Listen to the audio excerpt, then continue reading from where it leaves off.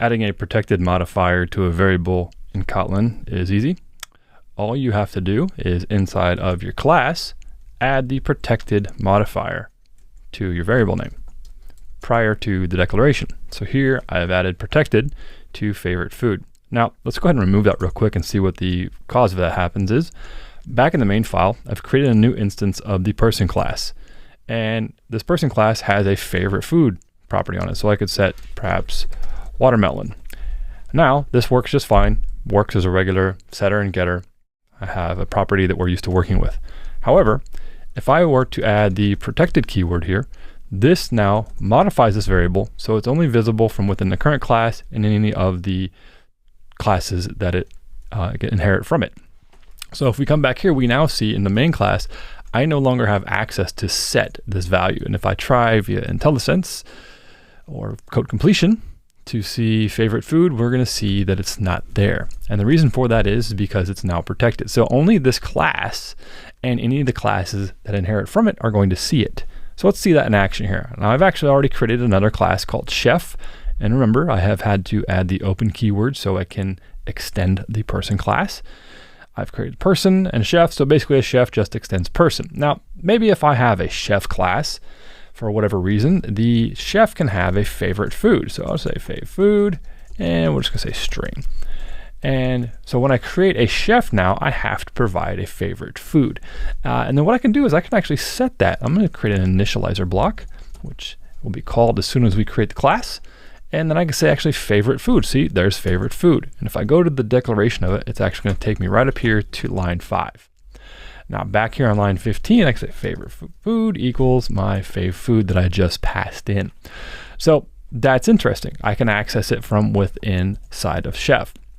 Now, let's say for whatever reason, I don't want to allow regular persons to modify the favorite food variable. I only wanted to allow the chef to do it. So I've not really restricted anything up here. I could still come here and say favorite food, and I can still change it here. But maybe I don't want to have a public API per se that allows me or any callers to modify it. So I don't ever want the person variable, so I never want the person.favoritefood to be called.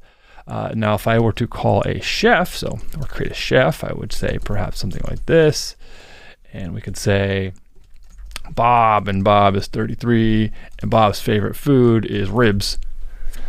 Then we could see here that now I can actually set the favorite food here because this is being set right here, which in turn is being set inside the initializer block. But let's go ahead and assume that I wanted to only allow chef to change it. So I can create a function to say set favorite food, and then maybe I'd pass in the food, and then what I would do is I say favorite food equals food. Now we have an interesting error here.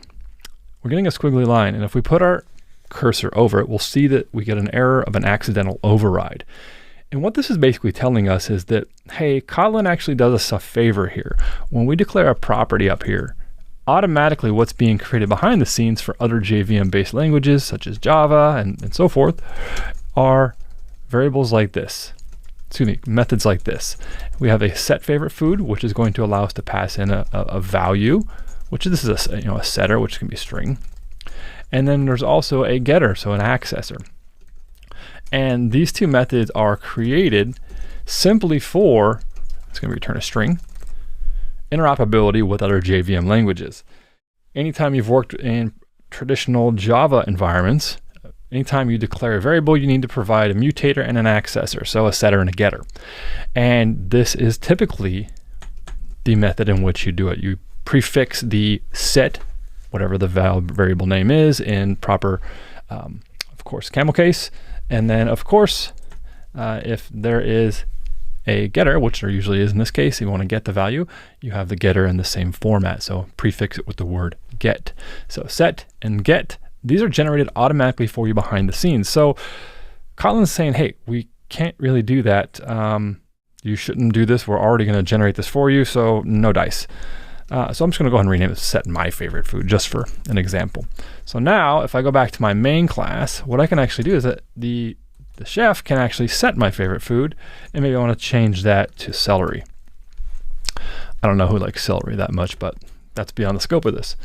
So we have a favorite food that's set to celery, but now if we try to change the food to set my favorite food on the person, well, that method, of course, does not exist in the person class. So that's the interesting thing. But what we can do is we can actually print with my favorite food from the superclass. And that's very easy to do. Say print line. And inside that print line, we'll go ahead and say the favorite food. So it's pretty simple. Now, if we were actually going to call this from the person class, p.print my favorite food, that'll work. And if we're going to do it down here, let's actually do it 2 times. C.print my favorite food, and then same thing down here, print my favorite food. Because again, I am extending the person class over here. So the chef class is extending the person class. I then can call any of the methods that are available to it, so that are not private based, and I'm calling print my favorite food. Now for the person class, this is going to show up as unknown because we are not able to set the favorite food of that person unless we're using a chef instance. So the favorite food is just going to show up as unknown. For the chef, we're actually going to see it twice. So we'll say print my favorite food, it'll say ribs, we're going to change it to celery, and then once we print it again, it'll show as celery. So this is us enabling to work with a protected variable. So if there's anything that you would like to protect from any outside callers, you want to hold some state inside of your class, but maybe you still want it to be available to other children classes via inheritance, then you can go ahead and provide a protected variable, and you can do that. And of course, this works with objects and value types, etc. Now, of course, if we were to run this, here's what we would see. We would see unknown, which is the person, then we'd see ribs, and we'd see celery. And that's how you can work with protected variables in Kotlin.